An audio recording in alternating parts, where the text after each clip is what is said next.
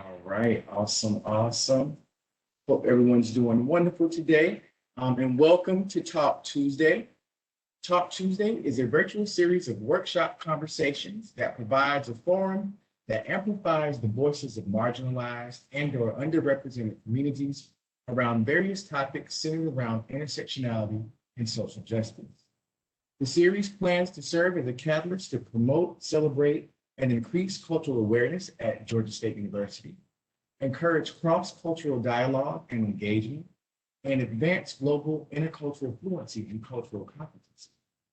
Each workshop topic is uniquely designed and expertly facilitated to create a safe environment for authentic conversation, varying viewpoints, and cultural exchange. Selected guest speakers help to shift personal paradigms and facilitate learning and understanding through their scholarship, service, and storytelling. The topics and speakers presented do not represent the views of the Multicultural Center and Georgia State University, but are intended to reflect contemporary social concerns. All are welcome to take part in this cultural conversation. Today's conversation will be hosted and moderated by Minister Allyson Smith and Whitney, both having formal education in divinity. On this specific Talk Tuesday, our moderator and panelists will have a discussion exploring the intersections of race, religion, and respectability politics pertaining to sexuality and women's liberation. Students and participants will hear the perspectives of activists, thought leaders, and cultural influencers as they weigh in on the topic and explore how we move towards more equitable and inclusive communities. This event will be a signature program for our 2021 Women's History Month, co-sponsored by the IFYC Racial Equity and Interfaith Cooperation Board that is a part of our We Are Each Other's campaign. Our panelists include Danyelle Thomas, Georgia State University alumni and founder of Unfit Christian, Sulekha Saeed, senior and MAP ambassador here at Georgia State University, Daena Brink, first year Goizueta scholar and Georgia State University student, and Karimah Dillard, director of policy and community engagement of the Georgia Coalition Against Domestic Violence. And we were also expecting Dr. Monique Moultrie, who's a professor of religious studies, but unfortunately she is unable to join us today. So without further ado, I'm going to shut my trap and I'm going to turn it over to our two moderators.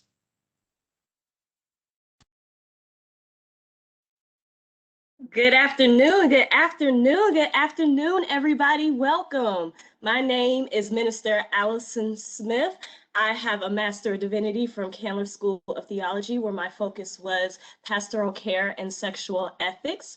And I'm currently a graduate student in the film program at Georgia State University. So I'm very excited to moderate this conversation, and then we'll hear from our other moderator. She's having a little bit of technical difficulty, so bear with us as we get her on and her camera, but if not, you'll hear from our voice. So I'll let our other moderator introduce herself, Minister Whitney Bond. Good afternoon, everyone. I'm hoping that you all can see me shortly. I've never used WebEx before, so I'm playing with it as we're live. I am also an M.Div holder from Candler School of Theology, where I also received a certificate in Black Church Studies, and currently a PhD student in the field of theology, ethics, and the human sciences, where my research is centered around the faith formations and spiritual experiences of queer individuals from the Black Church. Awesome. Thank you. So we are excited to be here. We have some panelists here to have this conversation on faith, feminism, and sexual freedom, which is what both Minister Whitney and I know each other. We've known each other for 12 years. We have similar backgrounds. So my focus was on sexual care and ethics around sexual assault survivors in the Black church. And so we're very excited to moderate this conversation, but enough about us. We're going to go ahead forward with our panelists. And so as we go, we're going to ask that each panelist please introduce yourself and tell us how you self-identify.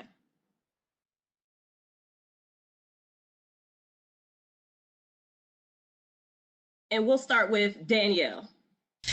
You know, I was just in here saying, please don't start with me. But hello, my name is Danyelle Thomas. I am the founder and digital pastor for the digital platform Unfit Christian. I identify as she, her. I'm a cisgender woman. And so my pronouns also include baddie, bad bitch, passer, whatever you want to call me. I answer to all of them. I center my work around the challenging people's experiences of God at the intersections of faith, gender, sexuality, and race. So that is the work that I do. I help people reconcile their faith and sexual ethics in a way that is more holistic. It helps them see their whole selves as both holy and sacred and can enjoy sex at the same time. So that is the work that I do, and I am glad to join all of you here today.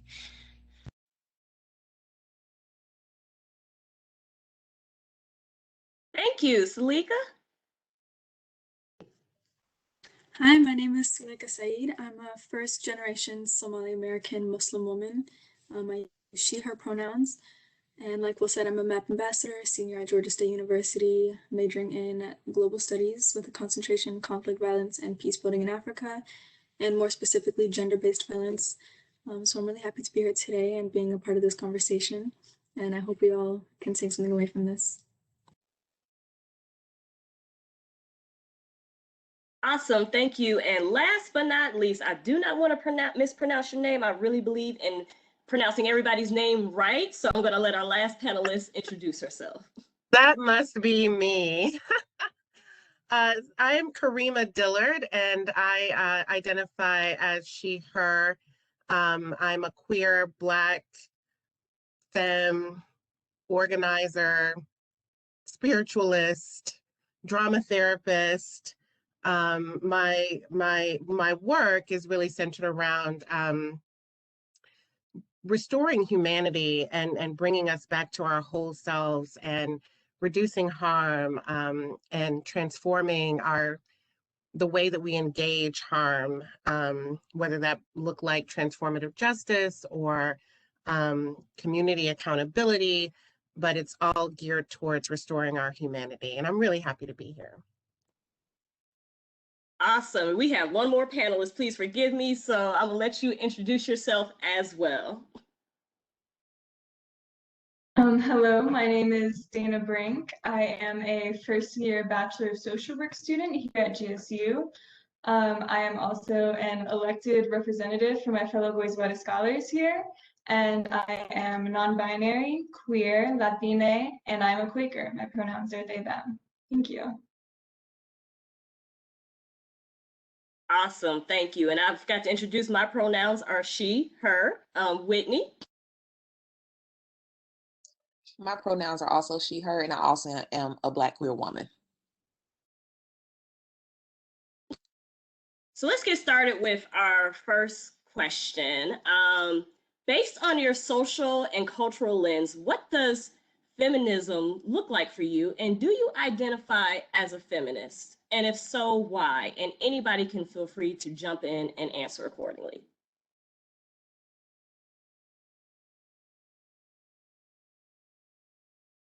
Not all at the same time. That question actually delights me quite a bit. So I absolutely worship at the altar of Brittany Cooper and really loved, right, Danyelle, right? So I loved her book, Eloquent Rage, when she was talking about her journey into Black femininity, or Black feminism rather.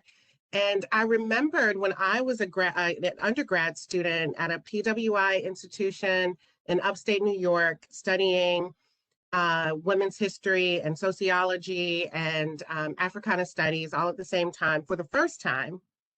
And I remembered like really being enchanted by Alice Walker's definition of womanism. And I had no idea what the fuck it meant, but I was like, yes, I'm on the womanism train. She talked about liking circles. I was like, I like things that are round, right? So I was like, yeah, I'm gonna get on that train.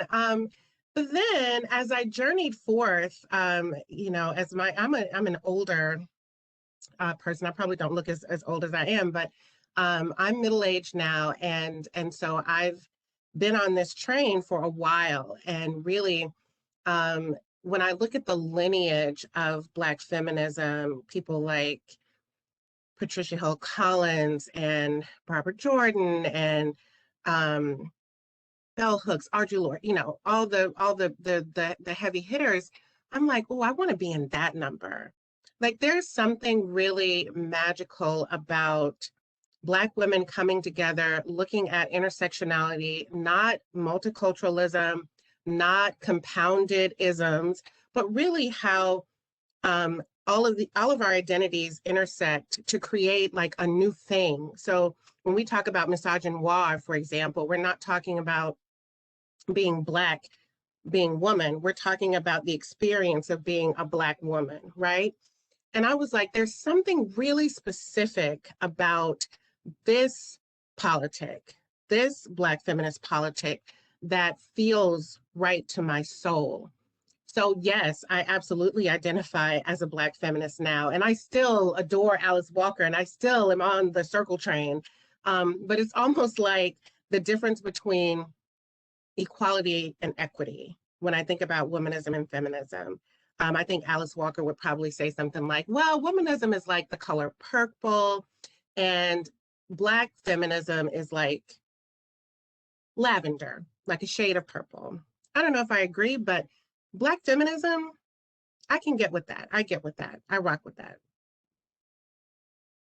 So I join in with Karimah. Like, I actually happen to be friends with Brittany Cooper.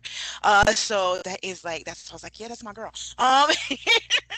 But no, I too, I first was introduced to the concept of womanism in undergrad at GSU, in Dr. Presley's class, Women in Africa.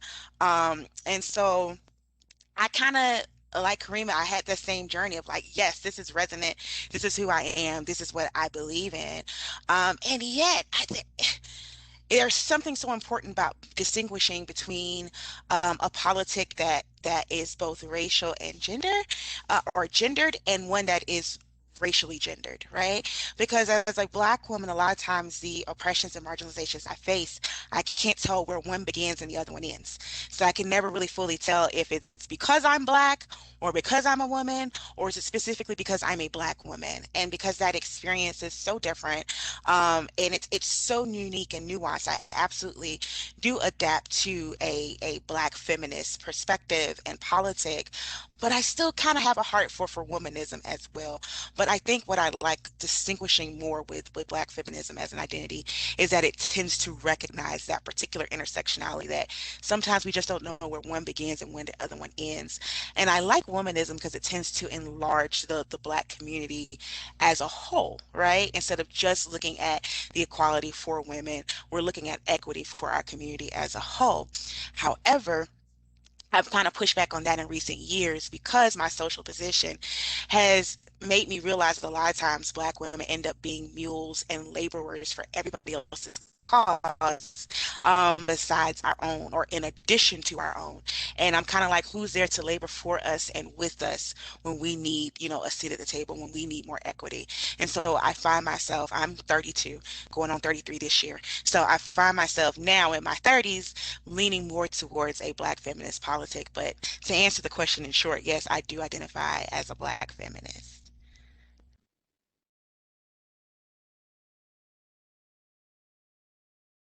Well, for me, in my opinion, the way that I see feminism is not that it should be oriented around equality to men or even equity necessarily, because I think doing so disregards a lot of the intersections of patriarchy and capitalism and racism and, et cetera, et cetera. So coming to a society where women are equal to men still confines us within these systems.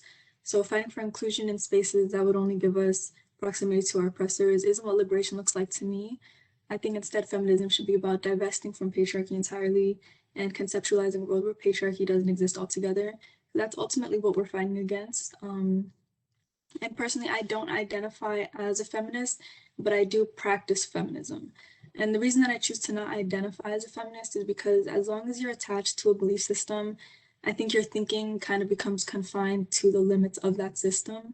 And the feminist movement has been so heavily co-opted by white liberals that I feel like the movement no longer aligns with my values and what I visualize liberation to be. And similar to Karimah and Danyelle's points, there is a very unique experience in being a Black woman that feminism just doesn't capture.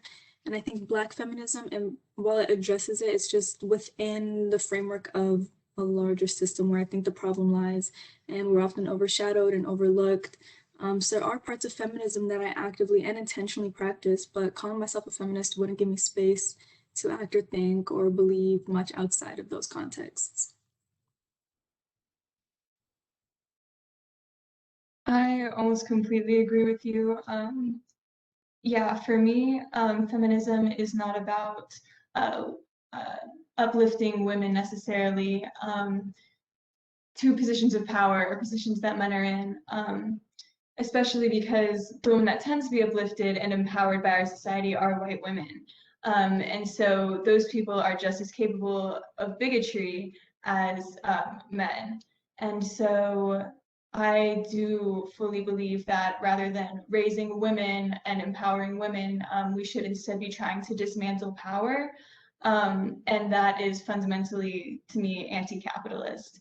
And so things like if we saw housing as a human right, as opposed to housing as something that you need to earn via your labor, then we take away power from banks to give out loans only to certain people, to white people to live in certain area codes. And we take away power from employers to be exploitative and not give women or anyone really maternity leave.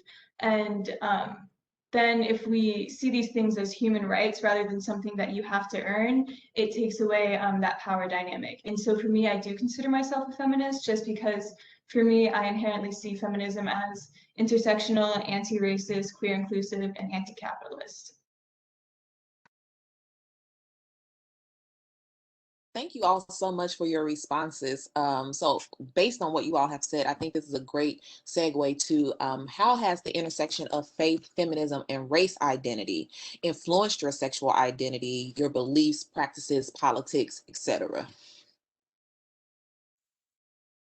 I know that's a loaded question, but I mean, y'all went there. So it's kind of we're just responding. It's absolutely a loaded question. And I'm gonna try to put it apart.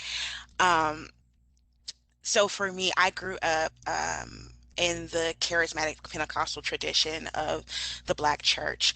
And I'm always very specific when I say the Black church because it is a very unique and nuanced experience with its own politic, with its own ecosystem, with its own cultural and custom norms. Okay. And so I grew up in that, and a lot of that. I'm just gonna be, shoot straight from the hip. A lot of that shit really oppressed me sexually. So I had a long road of undoing and unpacking a lot of harm done to me by the church in terms of how I viewed and saw myself and my sexual self. Tradition where any type of display of sexuality that happened beyond and outside of the cisgender heteronormative grid and marriage is viewed as a sin. Like it's you're hell bound and all of those things. And so I grew up where, purity culture was a big thing. So you remain pure by not engaging in any kind of sexual act until marriage.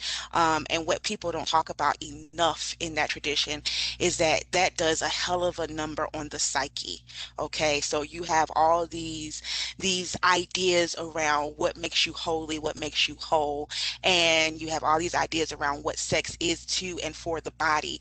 And then all of a sudden you're expected to flip this switch into being this fluid, open, freak in the sheets type of thing when you finally do engage in sex after marriage, instead of reckoning with all of this baggage and emotionality that has been created through these systems of oppression. And I call it system of oppression because it is largely a benefit to church patriarchy, which is separate and distinct from the system of patriarchy in and of itself. And so it benefits the marginalization. It benefits the men in church to marginalize the bodies of those who are not men.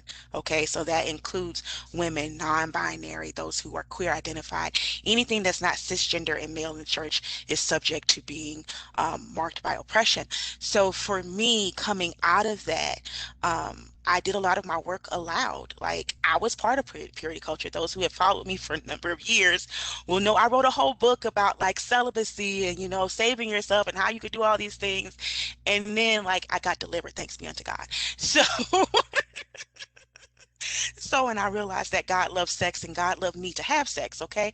And so um I had to do a lot of unpacking, so that definitely influences a lot of my work because so many people, like when they first come into this, I hate to call it progressive Christianity because I truly feel like the version of Christianity that I practice is the more actual closest to the truth of Christianity, but I gotta call it what the niche labels call it. So as somebody who practices a progressive Christianity that is inclusive, that is sex positive, that is affirming, that is open, the first thing that people come to me usually about is to reconcile their faith and their sexuality because so many people feel like you can't love Jesus in an orgasm too. And so many people feel like so many women, so many non-men, I want to say, to be more inclusive in my language, so many non-men and non-straight folks come to me in that work to reconcile because they have been taught a politic and an ethic that really makes them feel like they are lower than the scourge of the earth, that they are these sinners, that there is no part of them that's holy or redeemable, all because of what they might want to choose to do with their bodies. And so, as you can tell by how animated I've gotten, this is definitely a thing for me. And I want to close this by saying and open the floor to someone else, is that like you just can't separate sexuality and spirituality. Like they are two sides of the same coin. You need them both to be balanced for the other. A lot of people are walking around here sexually repressed and cannot understand why they can't deepen their spiritual walk too. They're one and the same. They're both holy. They both are required. And we should be in a place where we can openly embrace both. But unfortunately for my religious tradition, that's not necessarily the case. So I want to pass it on to someone else because I could talk about this all day.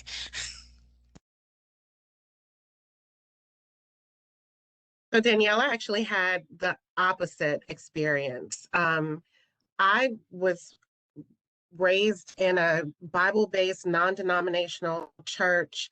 You all know it today as Hillside Chapel and Truth Center.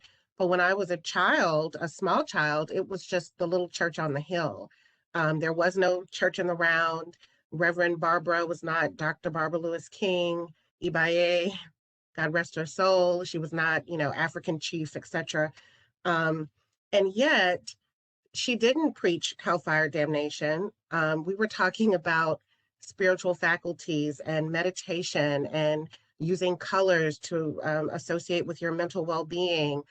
We were changing words to traditional gospel songs to make them fit a more Unitarian. Like it was a really expansive place to be. So any messages that I got about my sexuality came from my community and my family. And I want to add to this question, Whitney.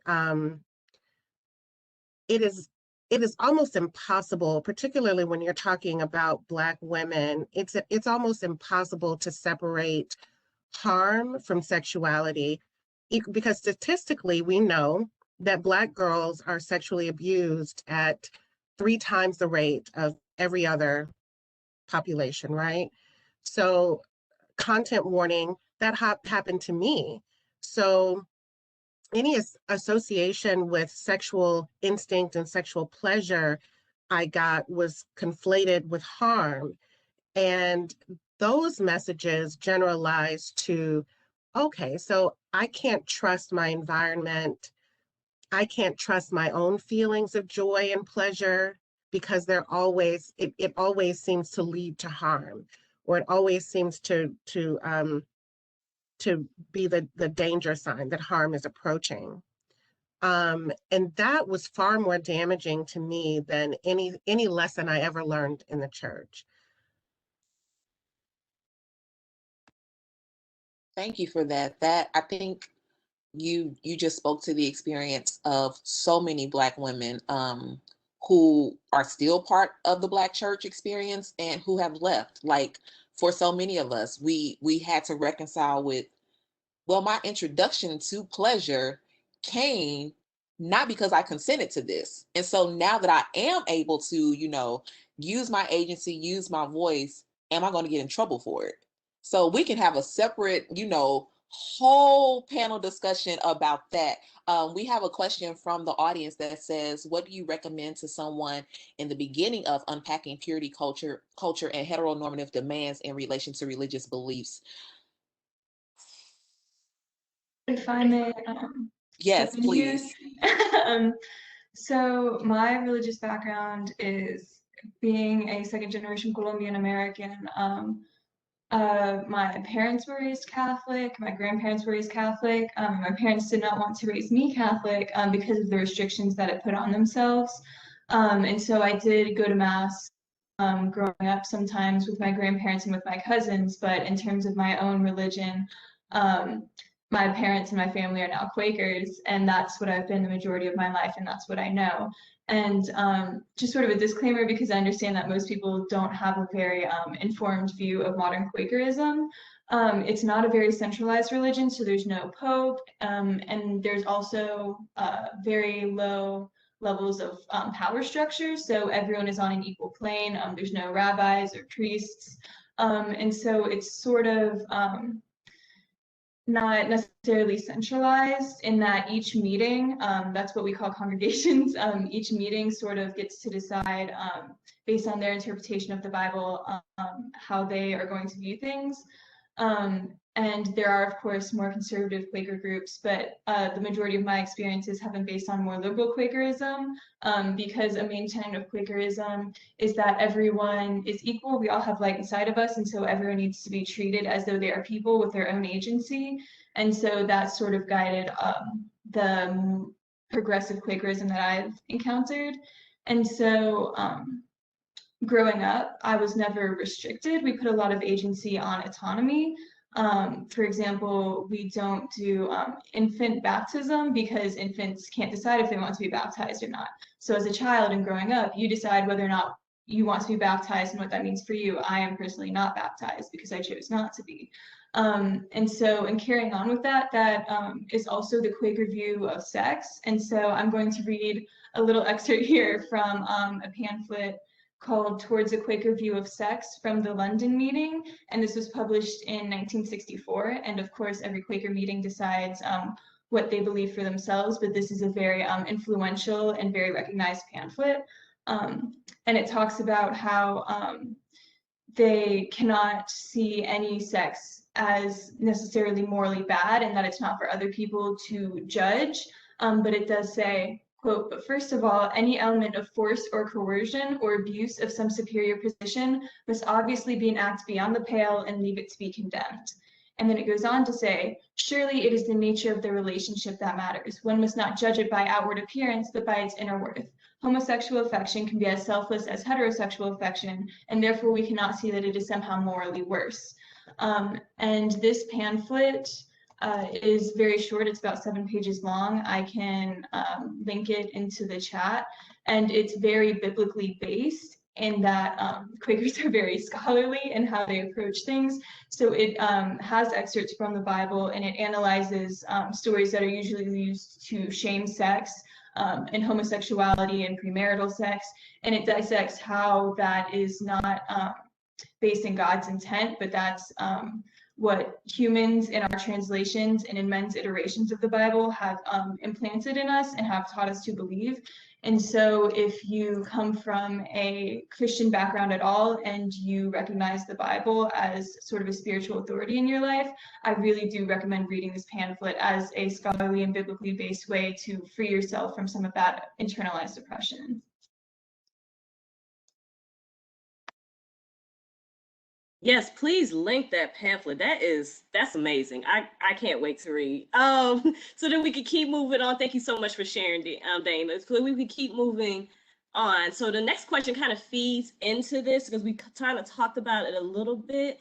But Sulekha, we want to hear from you. So can you share with us what sex education, along with sexual freedom and liberation, looks like within your spiritual or faith community, and how does this shape your gender identity, and has your gender identity informed how you define sexual liberation?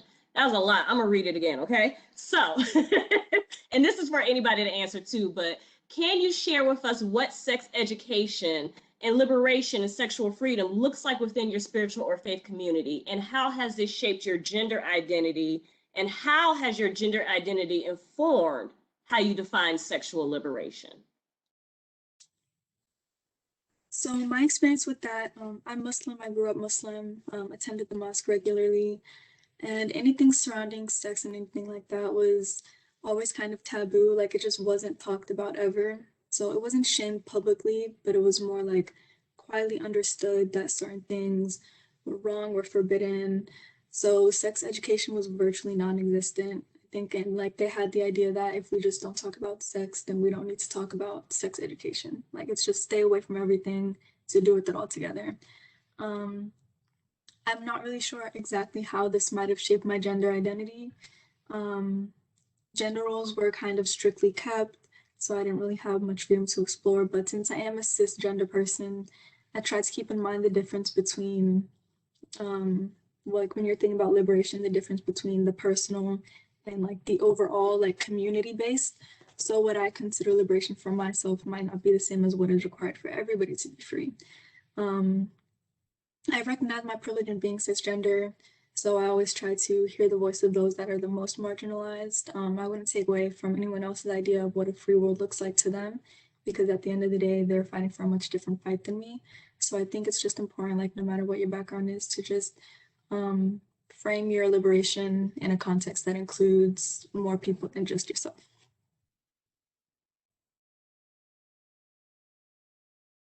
I don't have nothing to add to that. That's perfect. Did anyone else want to add to this super perfect answer?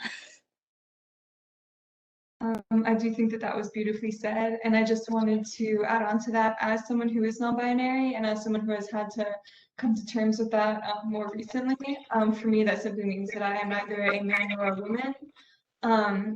And so growing up as a Latina person, or honestly growing up being viewed as a Latina woman, I am lucky in that I wasn't necessarily put into a machismo culture. It was very much more sort of community oriented, like do what makes you happy and we will all be able to support you in that. I didn't grow up being sexualized by my own community. In my own community, it was cumbia and party and move how you want to express yourself and dress how you want to express yourself. But definitely from the outside world, I definitely felt like more of an object than a person. And there are all of these expectations, as I'm sure everyone here can relate to, that come with being a Latina woman or any kind of minority in this country. And it was very demanding for me. And I found that in my own community, those things were not asked of me, but by outsiders they were. And so I find that sort of throwing off gender, as gender is very socially constructed, gender doesn't exist.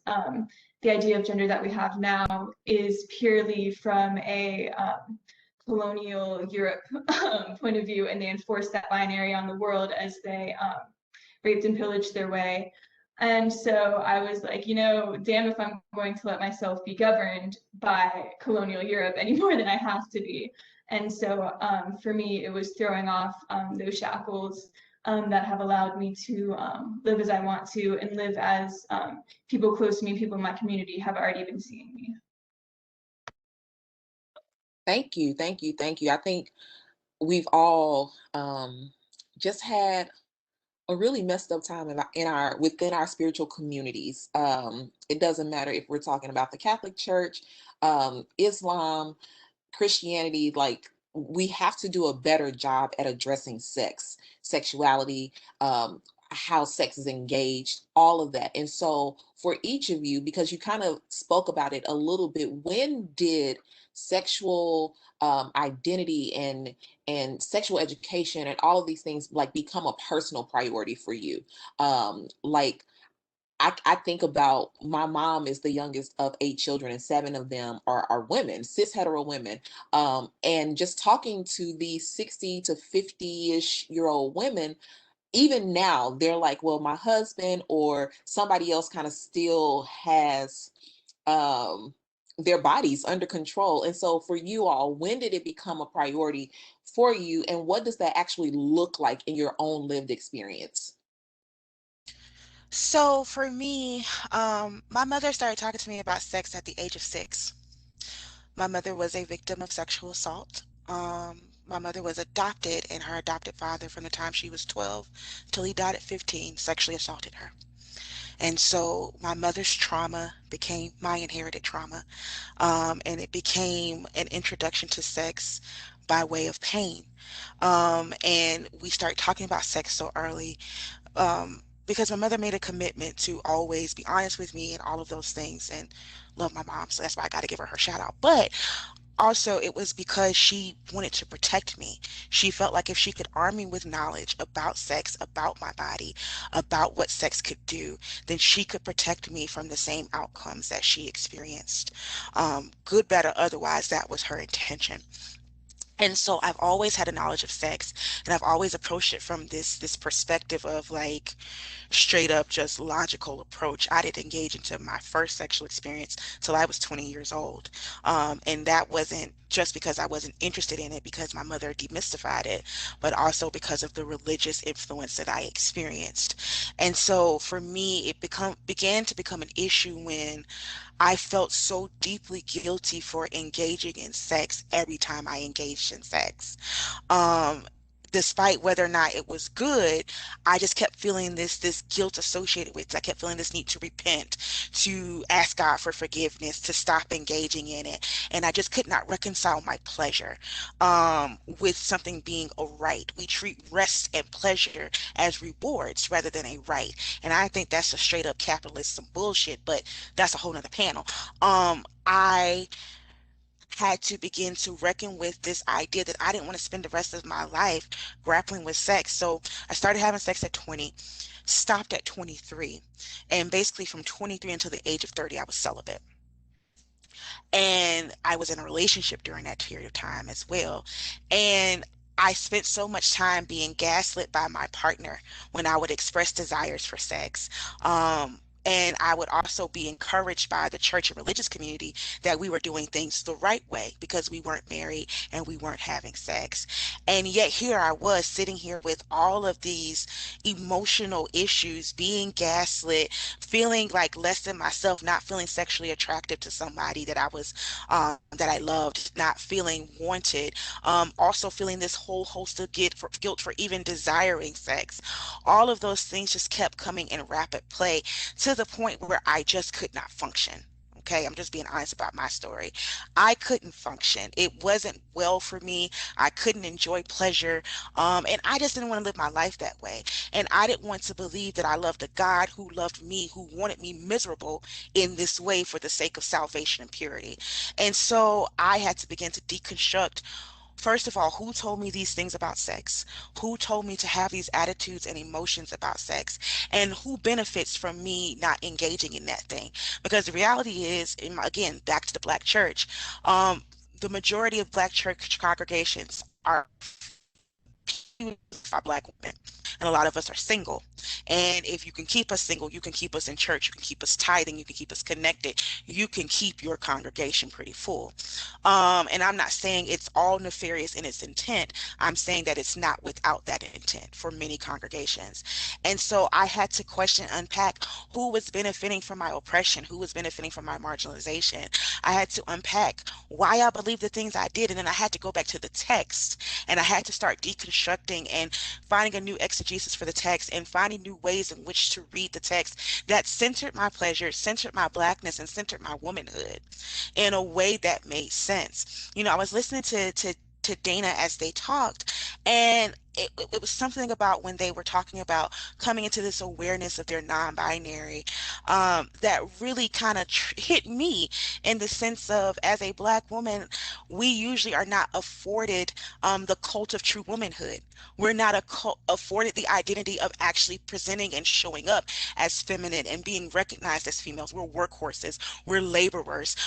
We get identified with more masculine traits. And so it made me think of just maybe even a new form of what the privilege of feminine identity looks like as a Black woman, and the ways in which the church reinforced a lot of those heavy masculine stereotypes, while also asking us to be these pure, devout, feminine, you know, fragile type of things where our bodies belong to everybody else but ourselves. It makes me kind of think about the ways in which that nuance is at play. And for me, I'm constantly aware of this. And so that's kind of what that whole story is what brought me into this space where I really feel the need and drive to help people reconcile a God that can love them, the whole of them, that includes their pleasure as a right and not just as a reward. I really resonate with And I really resonate with Danielle's point about having to relearn and unpack and question why it is that, you know, your experience is the way that it is. I've had to do a lot of that. Everything about my faith and my politics is very personal to me, and a journey that I've been on for some years to really discover like what my place is in this world. The way that I see Islam being taught is usually in one of two ways. One is like very fear-oriented. You're taught of God's punishments, his wrath, etc. The other is being taught through his mercy, through understanding his compassion and wisdom, and contextualizing your experience based on that. And I was taught more of the second way, which I'm grateful for. So I think for me, it was a little easier to find where my faith meets like my actual lived experience. So liberation to me, in this sense of like sexual freedom, is in choice and freedom to choose. And I think that the point where faith and religion becomes actualized with reality is in understanding that like I'm a human being with free will, and God is a being that's infinitely merciful. So in the choices that I make, even if it is, you know, thought to be the wrong choice, there's always a chance for redemption because God is infinitely merciful. So again, being taught Islam through this lens has really shaped how I see things, and seeing things like choice and freedom, because I know that as a human being, I have control over myself and my life.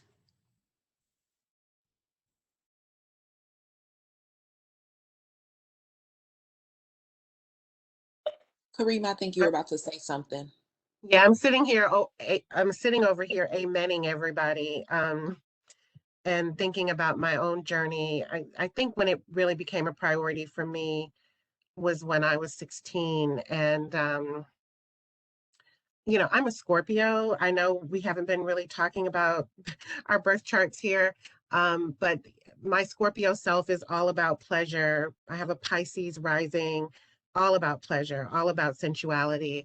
I'm married to a Taurus, all about pleasure, all about pleasure. This is pleasure central here. But I mean, that has been a true journey. We've been talking a lot about I've been hearing the word bondage come up a lot. And of course, I start thinking about the intergenerational trauma of bondage, the historical trauma of our ancestors coming over here in bondage, and how that's in our DNA, and even how we recreate experiences of bondage with our intimate partners within our families. When I was 15, I had a boyfriend. We were together for a while. He and his family were going to move to Decatur. So I'm born and raised here in Atlanta. They were moving to Decatur. So one day I decided to cut school with him, and we made love and had fried bologna sandwiches all day long. And it was blissful. It was magical. It was wonderful. And I walked home, and I didn't see my mom's car in the driveway. And I was like, "Ooh, good. I made it home before my mom." And as soon as I went to open the door, she came to the door, and I was like, "Oh, I've been set up."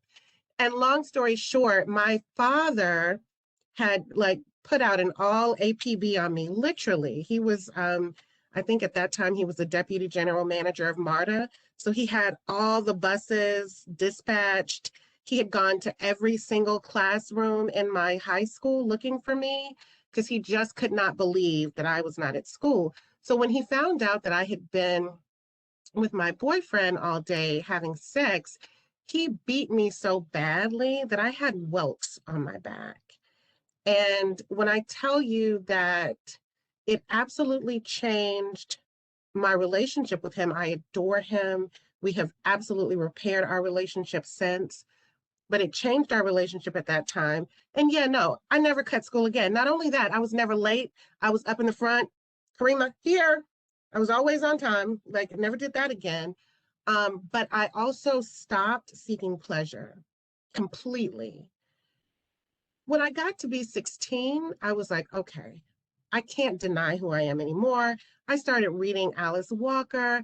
I started like experimenting sexually with women for the first time and was really coming into my own sexually. And I decided at that time that I would never, ever, ever, ever again allow my body to be in bondage. And so it just became all about seeking pleasure in the most healthy way possible.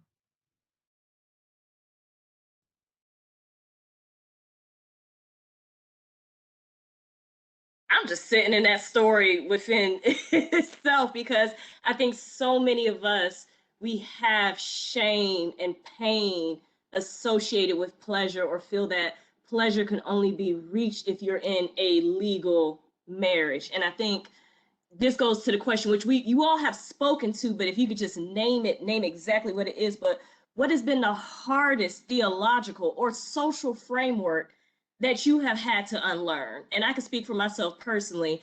I am still in the midst of unlearning respectability, that I have to speak a certain way, I have to dress a certain way, my hair has to be a certain way to be accepted by a culture who's told me from day one I'm not accepted. So what is the hardest theological or social framework you have had to unlearn? For me, I think my largest social construct that I've had to unlearn and unpack is gender normatives. It has been my longest fought battle, not because I don't believe in the full humanity of others, but because it's just so ingrained. And I find myself a lot of times going like, it just doesn't hurt you to use somebody's pronouns correctly. It doesn't kill you to acknowledge that there are genders beyond the binary of what you have learned. And I think we like to default to that whole, well, it just is, it just is. A lot of this shit is just is because it became is over time, right? So what is now wasn't what was before. Even just something as nuanced as the color pink for girls and the color blue for boys. Previously, it was pink for boys because they thought it to be a more masculine, strong, strength color. Now all of a sudden it's associated with all things, you know, frilly, small, and things. So I had a long road unpacking gender constructs and becoming more and more nuanced in the way that I engage genders that move beyond my own, and really just kind of finding the beauty of people who find the courage to step outside of the normatives and say, this is who I am, accept it all, use my genders. When people are like, oh, well, Z, Zer is made up, so is fucking she and her. Like, these things are all made up. Every word in the language is made up at some point, that it only gains meaning as we continue to make it meaningful as a culture. So I think that's why I spend a lot of time kind of being as much of an advocate and ally as I can, and then amplifying the voices of people who have lived experience outside of the gender binary, because I know how hard it was for me, and I want other people to kind of step into that space so that we can make this a safe world for all of us, because we cannot ignore the gender violence that exists beyond the gender binary. We like to talk about gender violence against women, cisgender women, but we'd like to not talk about trans women, about non-binary folks, about trans men. More people are experiencing gender violence than just cisgender women. And so I think for me, that's kind of been my unpacking, and it's why I'm kind of beat the drum about it all the time, but it was definitely my hardest to unpack sociologically.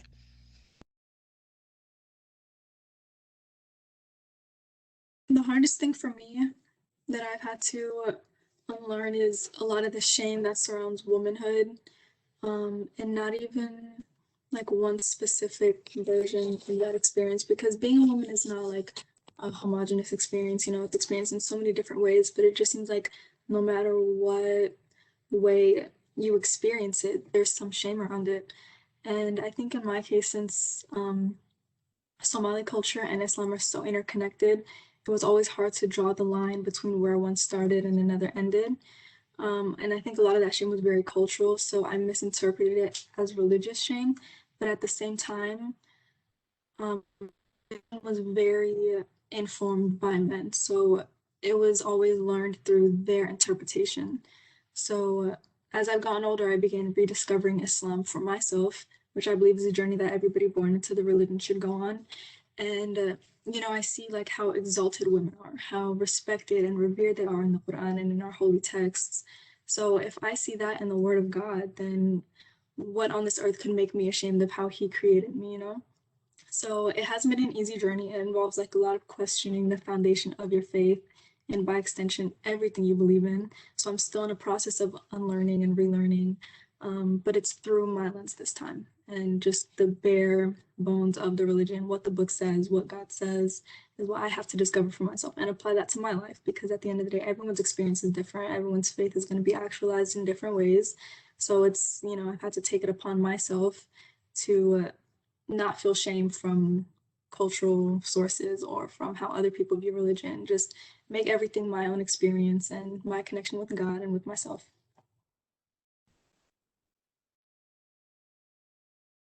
And that was lovely, Danyelle, and both of you. And gender is something that I can talk about for a very long time. But if I'm honest, the thing that I've had to spend the most time unlearning from being a Quaker and from living in a capitalist society is Quakers have this idea of simplicity and service. So your own life should be very simple, and you should live basically to serve others. You should spend your time advocating for others. You should spend your time volunteering. You should be very politically active, and all of those things I really appreciate about my faith, and I do participate in wholly. But we have these things called queries, where we take a day of the week and we sit and we ask questions of each other and we discuss our faith. And one of the questions that stuck out to me when I was very young was one of our older members was like, I sometimes do things for my own pleasure that don't benefit other people and don't benefit the world at all. I like read like trashy mystery novels and I spend time doing this for myself. And is that something that will bring me closer to God? Is that something that I should be trying to cut out of my life? And at the time, I was like, I don't understand that, because you would feel good about like donating those books to other people for other people to read. You would feel good about giving books to schools. And so why wouldn't you feel good about like having those services for yourself? And so the thing that's been hardest for me to unlearn, both for my faith and just living in a capitalist society, is that you don't have to, in every moment, live to the fullest extent of your abilities as a person. Sometimes you can just be a person and that's enough and that's okay. You don't have to be being productive and you don't have to be performing. Sometimes you can just exist and that's okay and that's good. Can we raise up an offering? Because y'all are speaking straight. Like I didn't pull out my pen. I'm over here taking notes because I'm just like, my God, today.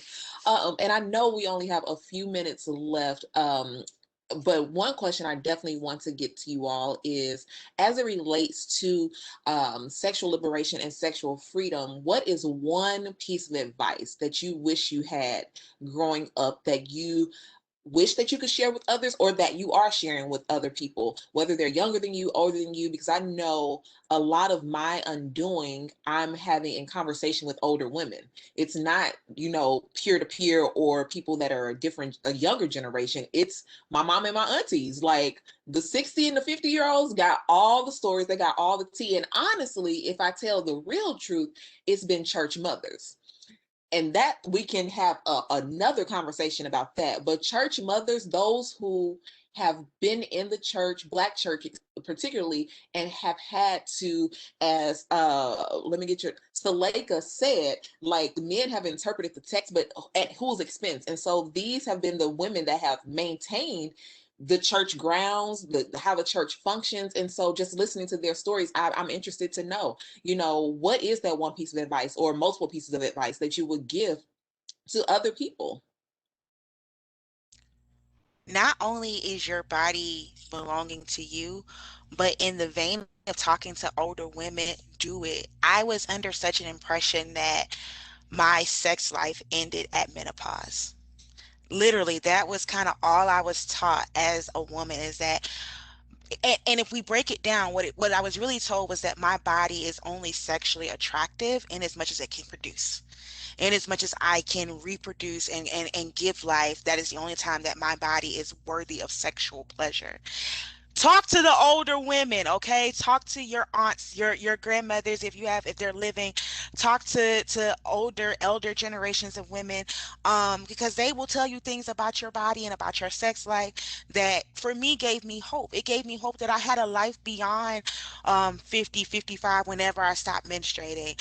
That I could still experience sexual pleasure, and again reinforce that idea of pleasure as a right. So like your body belongs to you, and your pleasure is a lifelong thing. It's a lifelong journey. It's a marathon, not a sprint. You will find new ways and expressions of pleasure as you go through your life, but don't think that you need to cram it all into this very small window between, your basically your teenage years and, premenopause.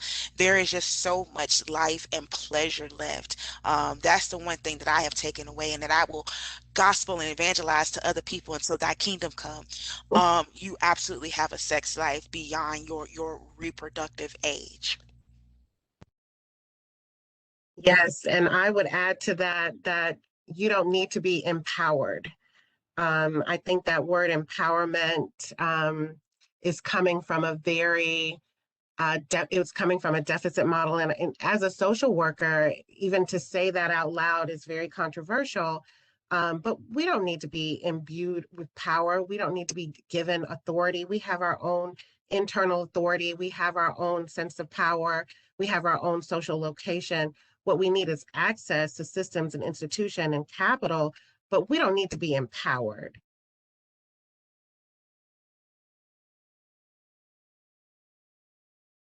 I agree with that 100%, and I don't think I could say it better myself, honestly.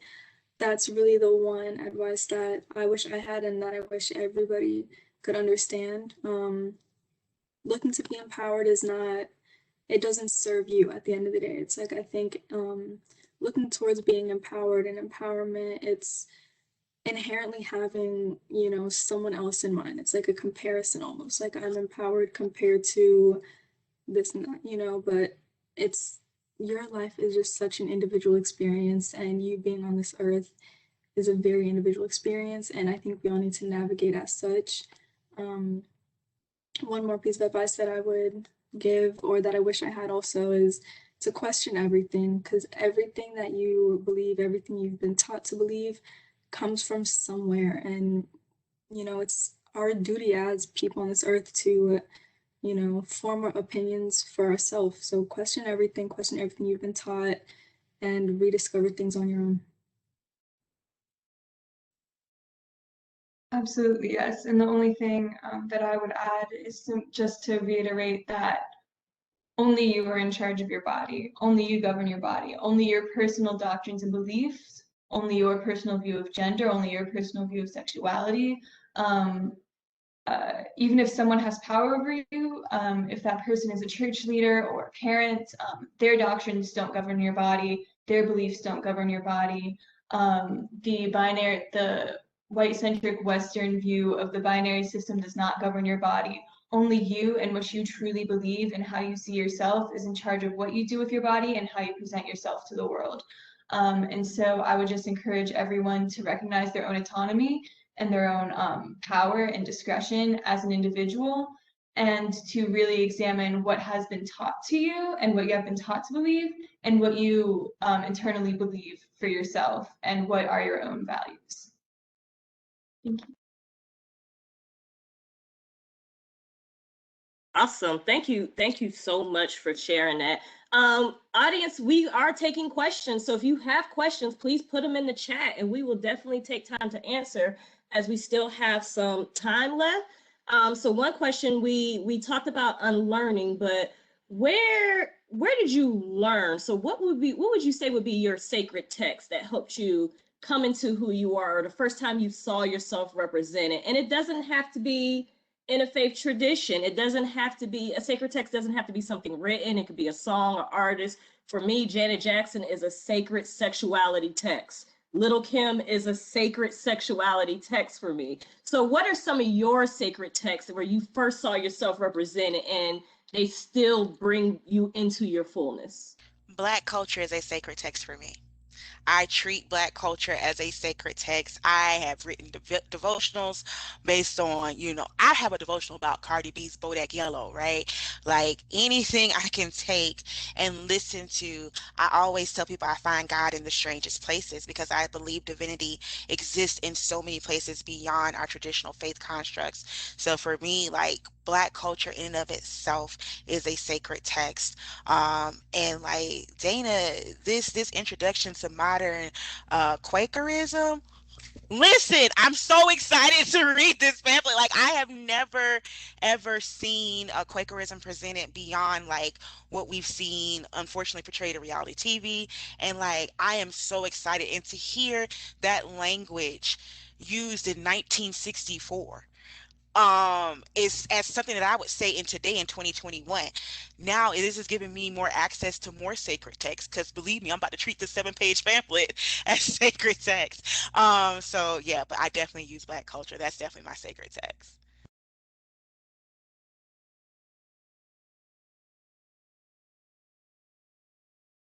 So for me, my favorite art is anything that encourages imagination. I think it's very revolutionary to be able to imagine a world outside of the frameworks that we've been conditioned to see through. And I think imagination is required to reach liberation because true freedom exists in this space. So to me, a lot of art that was produced in the era right before decolonization, so that colonial period where everybody was like fighting for their freedom, especially Somali music from that time period, because that's what I've grown up familiar with. It's really amazing to me because they were the ones in charge of illustrating the future that they wanted, free from colonial rule. And I think a lot of the same sentiments apply today. There's this one Somali album, a lot of art was destroyed in that time, but Somalia actually in like the 50s, 60s, 70s was like the music capital of Africa. They had a huge music scene. Everything was like very profound, but it was destroyed during the war, like for their fight for freedom. But they were able to find some records. They compiled it. It's called Somalia's Lost Tapes. And I listened to that and it's like nostalgic in a way because you feel what they were feeling back then and it like relates to how you probably have felt throughout your life. But then it's futuristic in a lot of ways too. It's like we were never really free from colonial rule. Colonialism still exists. It's just been like reworked, reshaped. So it's still around us. So a lot of those songs and a lot of the sentiments that they held still apply today. So listening to that, it does something to me. It's like the fight for liberation has been going on since forever. And, to see that coming from my own people, and it's like, I carry that in the diaspora, and it's just, it's really my secret text.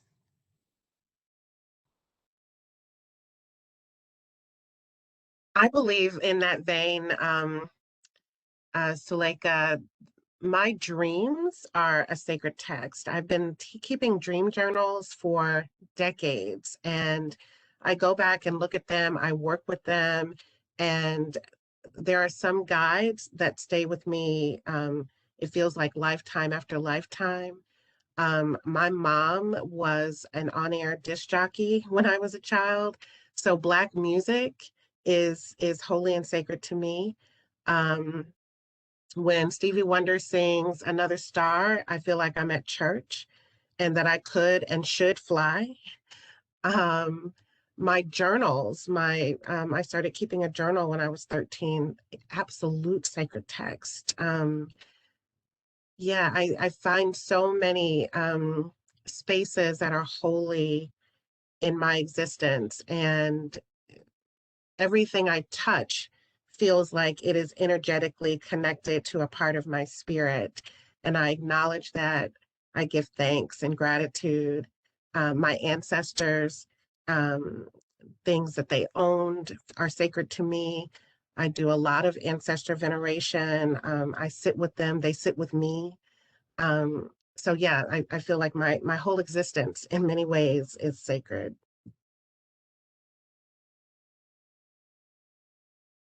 Thank you all for sharing. For me, I personally see creation itself as holy. So I'm very thankful here to be surrounded by people who make music, who make films, who make art. And being part of that process for me is something that has really expanded myself and expanded my understanding of myself.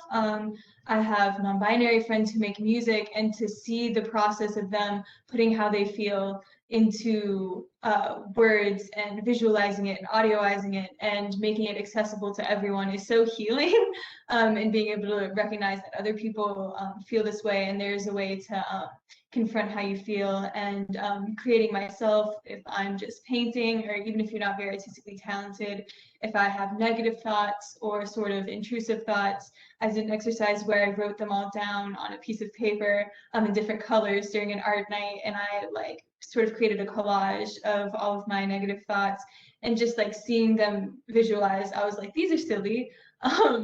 And just being able to create is, I think, so powerful. And so I love consuming media. I love listening to music. I love watching movies. I love seeing people's stories portrayed. And I now also deeply appreciate the ability to create and portray myself. And that is something that I recommend to everyone.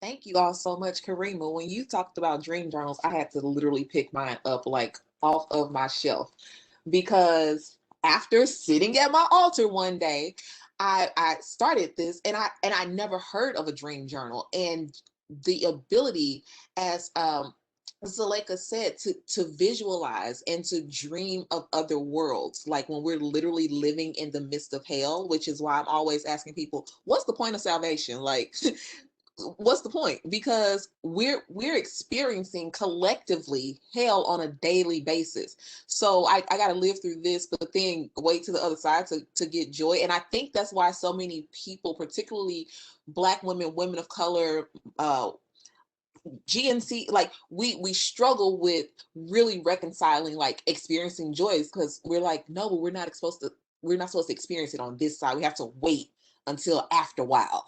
Again, another conversation for another day. But our last question is, what is bringing you joy these days? Like just pure, unadulterated joy. Like it could be anything from food, your favorite liquor, beverage, hanging. What is bringing you joy in the midst of this Panda Express that we're living through? In the middle of the pepperoni pizza, I quit my job. Yes. So I chose me, and that is bringing me exceeding joy right now. I worked for corporate America for 5 years. In the last 2 years, hate every minute of it. It was draining everything about me, and so I made a decision to choose me, to bet on myself. And I quit my job, and so that's bringing me joy. And I'm also redecorating my house in the middle of this panini. That is giving me something to do and focus on. I also started my vaccination dosage, so like that is giving me joy. The prospect of getting back to a sense of normalcy is exciting for me right now. So I'm taking and reclaiming my joy in as many ways as possible these days.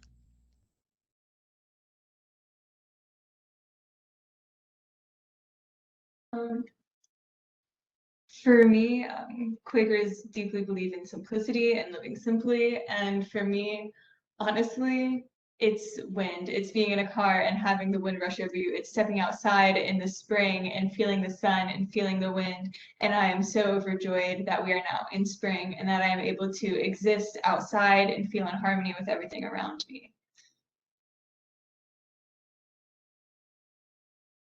For me, it's being with people that allow you to forget about everything that's going on. You know, you get with some people and it's just like nothing else in the world matters.